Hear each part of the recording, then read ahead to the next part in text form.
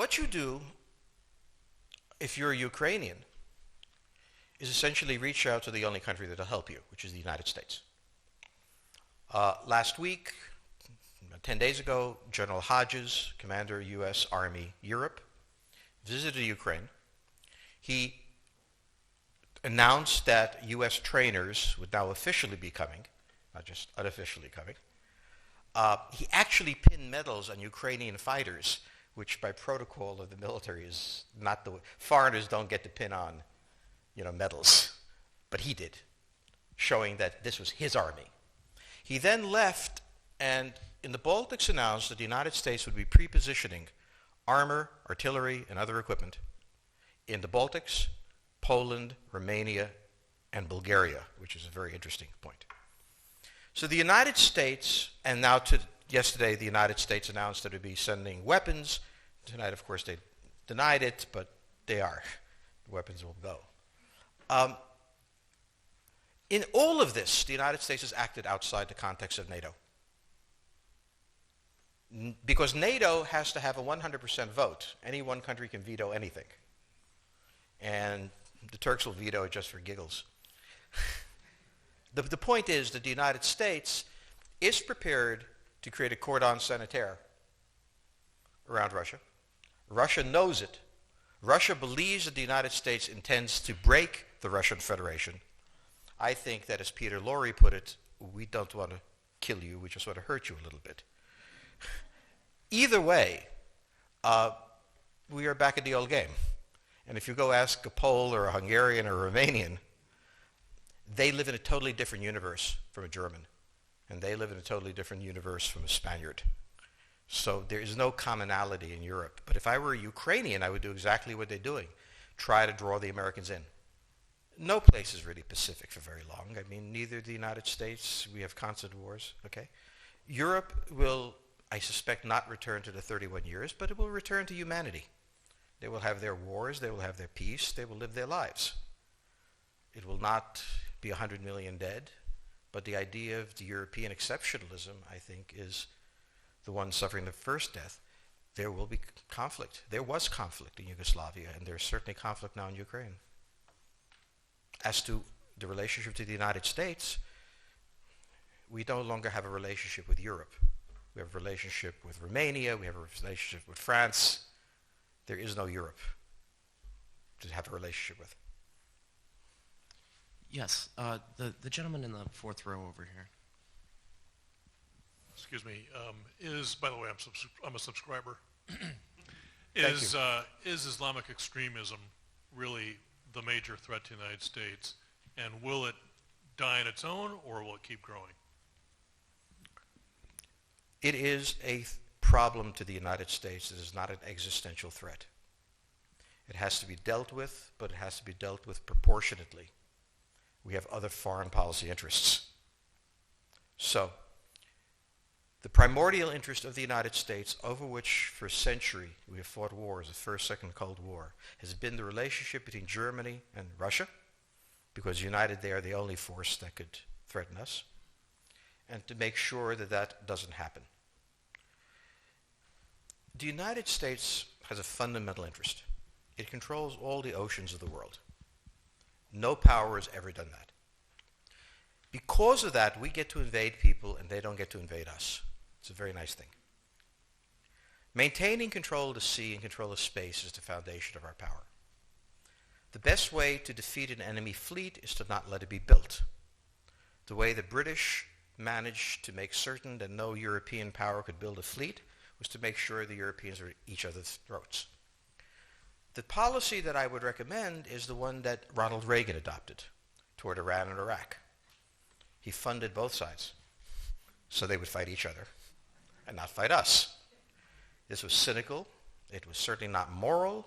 It worked.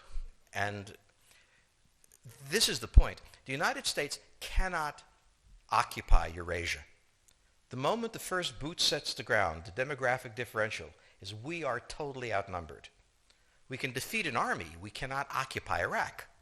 The idea that 130,000 men would occupy a country of 25 million, well, the ratio in New York of cops to citizens was greater than we had deployed in Iraq.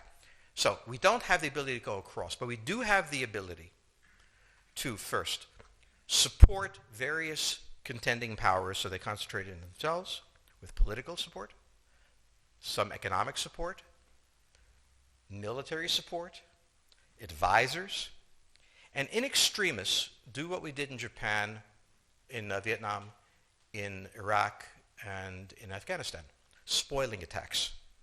The spoiling attack is not intended to defeat the enemy. It's intended to throw him off balance. What we did in each of these wars, in Afghanistan, for example, is we threw Al-Qaeda off balance. The problem we have, since we're young and stupid, is that having thrown them off balance, instead of saying, okay, job well done, let's go home, we said, well, that was easy. Why don't we build a democracy here? This was the moment of dementia that came in. The answer, therefore, is the United States cannot constantly be intervening throughout Eurasia. It must be selectively intervening and very rarely. That is the extreme moment. We cannot, as the first step, send American troops.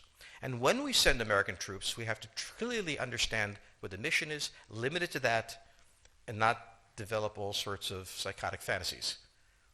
So hopefully we've learned that this time. It takes a while for kids to learn lessons. But I think you're absolutely right. We cannot, as an empire, do that. Britain didn't occupy India. It took various Indian states and turned them against each other and provided some British officers for an Indian army. The Romans did not send vast armies out there. It placed kings like, various kings it created under the emperor, and those kings were responsible for maintaining the peace. Pontius Pilate was an example. So empires that are directly governed by the empire, like the Nazi Empire, fail. No one has that much power. You have to have a level of cleverness. However, our problem is not yet that. It is actually admitting that we have an empire. So we haven't even gotten to that point where we don't think we can kind of go home and it'll be over and done. And so we're not even ready for chapter 3 of the book.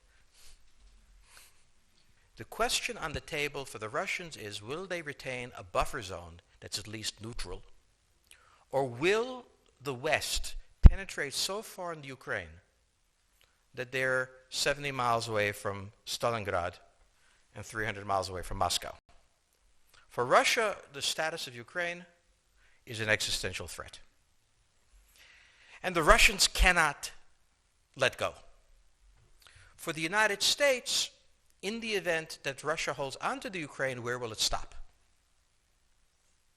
Therefore, it's not an accident that General Hodges, who's been appointed to be blamed for all of this, is talking about prepositioning troops in Romania, Bulgaria, Poland, and the Baltics. This is the intermarium, from the Black Sea to the Baltic, that Pilsudski dreamt of. This is the solution for the United States.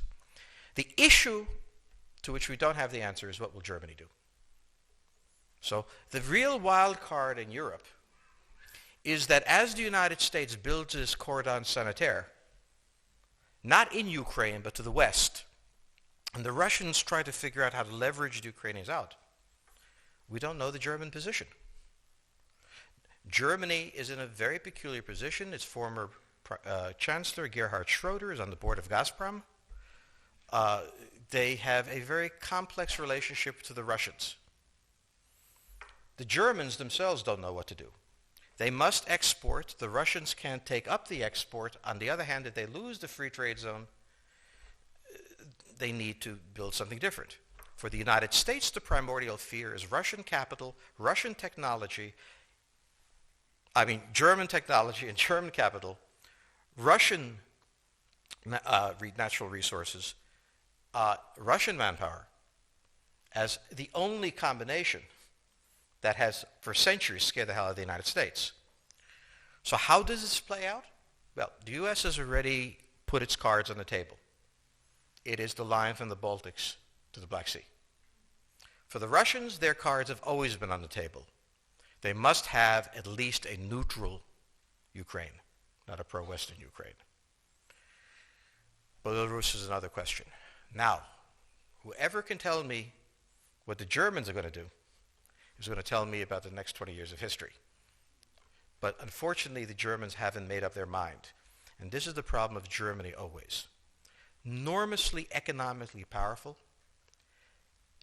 geopolitically very fragile, and never quite knowing how to reconcile the two. Ever since 1871, this has been the German question, the question of Europe.